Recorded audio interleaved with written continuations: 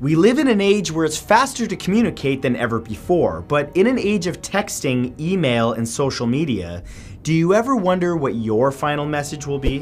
Here are 10 chilling final messages before death. Number 10 is Bill Hearst.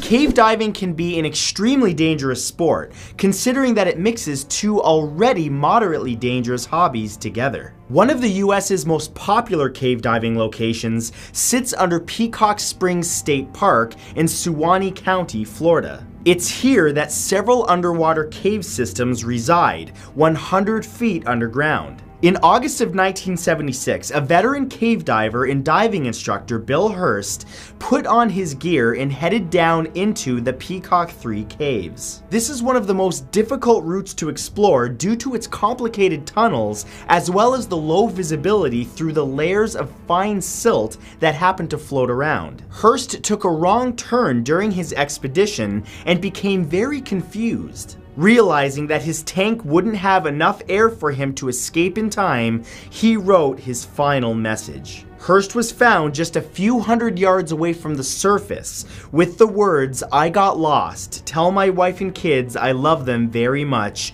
written on his diving slate. Number 9 is Chris Kyle.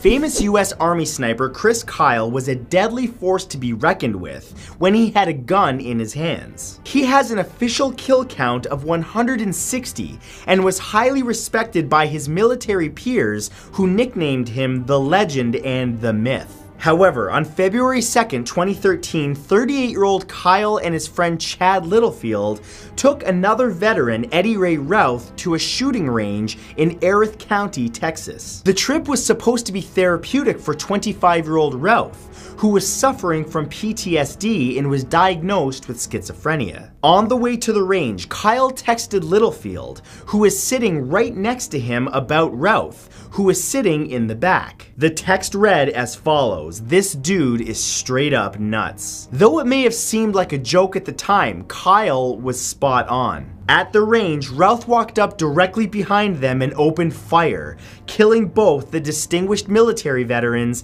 and making that text Kyle's final message. Number 8 is Eloise Perry. On April 12, 2015, 21-year-old Eloise Perry checked herself into a hospital in Shrewsbury, England after ingesting too many of the slimming diet pills that she had bought. The pills contained an extremely poisonous chemical called dinitrophenol, or DNP, which, when taken in excess, can cause human metabolism to skyrocket and essentially burn your body internally. Eloise had many body image issues leading up to her decision to take the dietary pills, and she ended up paying dearly for the decision. After her hospitalization, she sent texts to one of her university professors saying, and I quote, "I think I'm going to die. No one is known to survive if they vomit because of DNP. I'm so scared." She also added, "I'm so sorry for being so stupid. Thank you so much for everything. I never deserved it." Shortly after, Eloise succumbed to the poison's effects as hospital staff looked on, unable to treat her accidental overdose. Number 7 is Suriname Airways Flight 764. On June 7, 1989, the piloting crew of Suriname Airways Flight 764 was attempting to land in heavy fog at the airport in Paramaribo, Suriname, while carrying 178 passengers and 9 crew members, including the members of the Surinamese soccer team. The captain decided that they would land using a signal that they knew was unreliable, and as they approached the runway, they ignored the onboard flight system's warnings, telling them that they were close to impact. The plane descended too early and came in low, with the plane's black box recording capturing the flight engineer's plea with the captain to pull up just before striking a tree with one of their engines. Again, in their final moments, the engineer directs him to pull up, but immediately loses hope, saying, "That's it, I'm dead." His last words were directly followed by the plane's inversion and crash, killing 176 aboard, with only 11 of the passengers surviving. Number 6 is Lupe Velez. Lupe Velez was a well-known Mexican and American film actress, as well as a performer who starred in films throughout the 20s, 30s, and 40s. In September of 1944, Velez discovered that she had become pregnant with the child of her new boyfriend, a young Austrian actor named Harold Raymond, and 2 months later she announced their engagement. But typical to Velez's past relationships, things went downhill fast, and on December 10th, she had broken up with Raymond. Just 3 days later, she went out for dinner with her two friends and confided to them that she would rather kill herself than have an abortion. The next morning, on December 14th, 1944, 36-year-old Velez took 75 sleeping pills and passed away in her Glendale, California home. And chillingly, she left a note for Raymond, which read as follows: "To Harold, may God forgive you and forgive me too, but I prefer to take my life away and our babies before I bring him with shame or killing him." Number 5 is Shari Faye Smith. On May 31st, 1985, 17-year-old Shari Faye Smith was kidnapped from her family's driveway in Lexington, South Carolina by 37-year-old Larry Gene Bell. Larry kept her prisoner for 12 hours, performing horrible acts on her and eventually forcing her to write her own last will and testament before he killed her. In the 5 days that followed her abduction, Bell would call her family to taunt them and describe what he did to her, saying that she was still alive. Then, on the 5th day, he called and told them where they could find the body. Her last will was also found and contained Shari's brave final message to her family. In it, she wrote, "I know y'all love me and will miss me very much, but if you stick together like we always did, y'all can do it." Even in knowing that she would never survive the ordeal, she remained thoughtful and comforting to her own family through the inevitable tragedy. Number 4 is Randy Scott.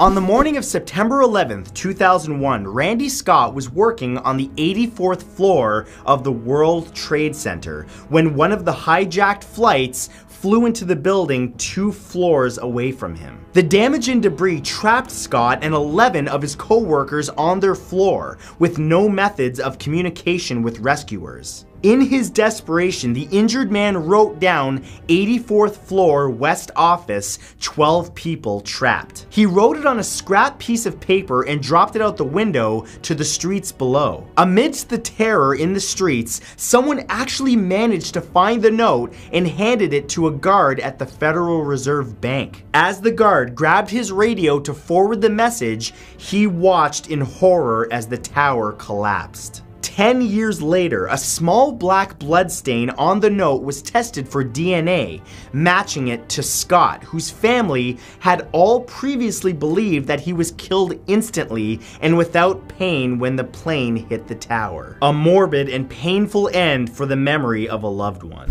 Number 3 is Chris Harper Mercer. On October 1st, 2015, 26-year-old Chris Harper Mercer walked into Umpqua Community College in Roseburg, Oregon, with 5 handguns and a bulletproof vest and shot 9 people to death. However, the day before Chris had committed the mass shooting, he was browsing the anonymous forum site 4chan. There, he decided to post a cryptic warning to other users, saying, "Some of you guys are alright. Don't go to school tomorrow if you are in the Northwest." Little did anyone know that this message would be an invaluable piece of advice to the students of Umpqua College. The shooting was Oregon's worst since 1887, with 10 total fatalities, including Chris, who had turned the gun on himself after he was wounded in a firefight with detectives. 9 other students suffered gunshot injuries but actually survived the ordeal. In the aftermath, 4chan users became a lot more cautious regarding ominous messages such as this. Number 2 is Robert Dean. On November 8th, 2014, Robert Dean shot and killed his 2 sons, 7-year-old Jacob and 2-year-old Austin, in a bathtub in his house in Reno, Nevada. Before he put the revolver to his own head, he sent a text message to his recently estranged wife and the mother of his children, Ashley Dean. The message that she received not long after leaving their house on a road trip with her girlfriend read, "The boys are dead and so am I." Rob suffered from a long history of depression and anger issues, and he was upset about their impending divorce. In a violent state of rage, he decided to utterly destroy Ashley in the worst way possible. Upon returning to Reno, she was given the news at the station that her ex didn't send the message as a sick joke. It was real. It's difficult to imagine anything more horrible than receiving a message like that. And number 1 is Ray Andress.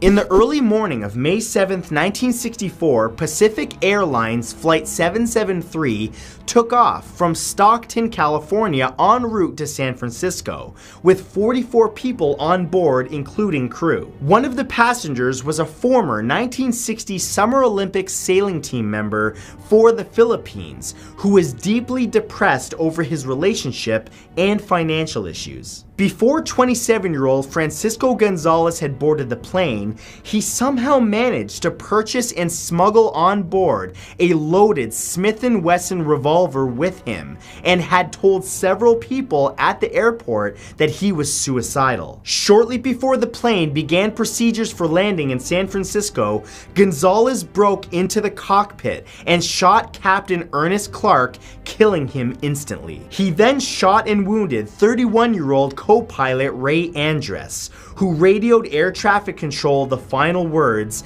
"I've been shot, we've been shot, oh my God, help." The plane nosedived into a hill, killing all 44 on board. And that's all for this episode. On the right, you'll find 2 of my most recent videos that you can press or click on your screen right now if you'd like to watch some more. And other than that, I will see you in the next video. Sweet dreams.